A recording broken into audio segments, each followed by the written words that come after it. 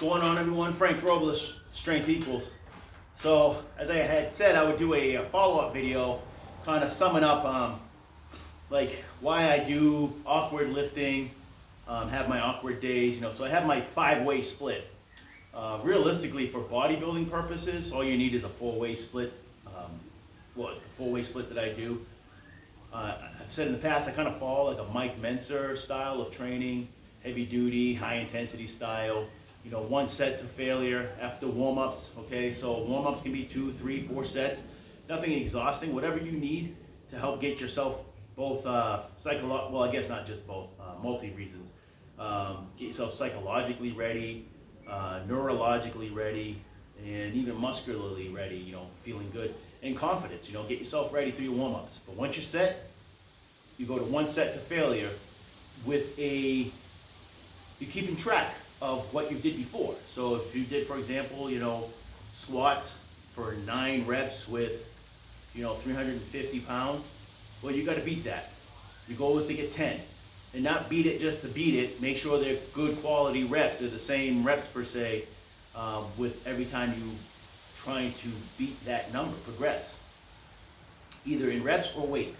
Anyways, I can get deeper into that philosophy of Mike Mentzer another day.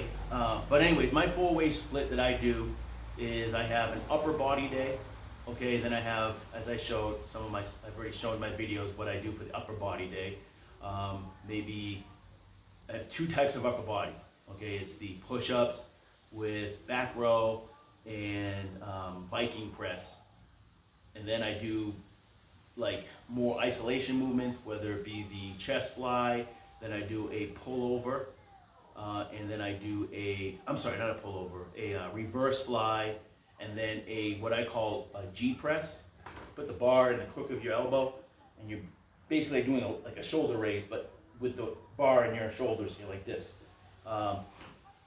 Anyways, those are the isolation, and I'm gonna hit biceps and triceps that day. My upper body, that's upper body 1.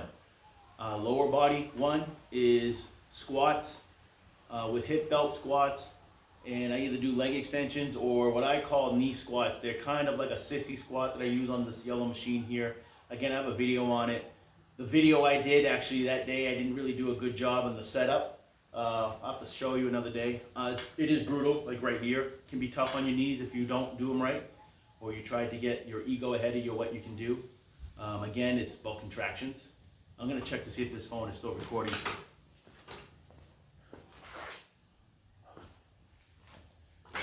Yeah, we're still good.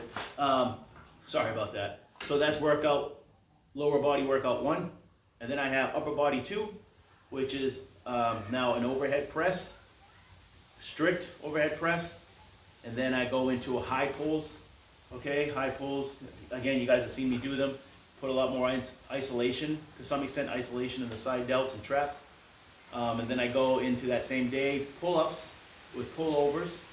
And then I also that's the day I do dips with flies. Okay, and then my second lower body is I do the rock deadlift. Okay, and then I hit my accessories with that. I hit Nordic curls. I also hit a hyperextension. And I hit calves on that day also. I also hit calves on the other lower body day. Anyways, those are the 4 movements that are really just needed if you're looking for bodybuilding. Those are gonna hit every muscle and strengthen every muscle in your body. That 5th one that I throw in is my awkward or strongman day. I like to do them because I like to do it. It's fun. I also do think because as a firefighter, it's good to get used to being in those weird positions and lifting, and I think that that's also just good for life in general. With lifting weights and sometimes being in the machines, you're always in a linear movement. So I think it's good to do those. Do you need to do it? No. There's obviously a risk for injury when you're doing some awkward lifting. So be careful. It's not necessary, of course, for building muscle. It's not. It's not. It's kind of like my brother used to say, these awkward days are to see if the lifting that you're doing on those other 4 days is actually building muscles for real work. I don't know if that makes sense. But this is the real work.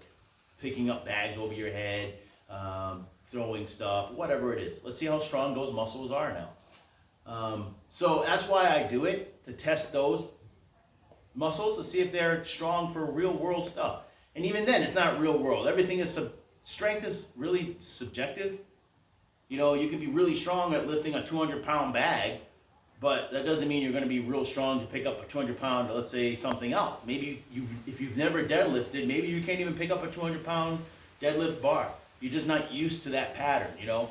But definitely, if you're building muscle in a controlled fashion, okay, with those other 4 days that I just explained, you're going to have the raw materials to be strong at everything else as long as you learn the skill, you know. So strength can be a learned skill, but you got to still have the raw materials. And yes, a stronger muscle is a bigger muscle. Okay, a stronger muscle is a bigger muscle. How it always is. Now, don't get confused, because some people get stronger without getting bigger because perhaps they're learning the movement better. They perhaps, I don't want to call it cheat, but learn leverages to be better. The body's always looking for an easy way to do something, not to expend as much energy, and to avoid having to build muscle. So your body learns. So that's one thing you want to avoid, okay, when you're doing the strict bodybuilding movements. And lastly, you get stronger. And then you have people who are stronger because they're smaller, and some people that have better neurological responses to their muscles. So don't always compare yourself because a smaller person is stronger than you. That means that not getting stronger doesn't mean not getting bigger. Okay, as you get stronger, you will get bigger. Kind of rambling here, I'm sorry. I just wanted to share all these things with you guys.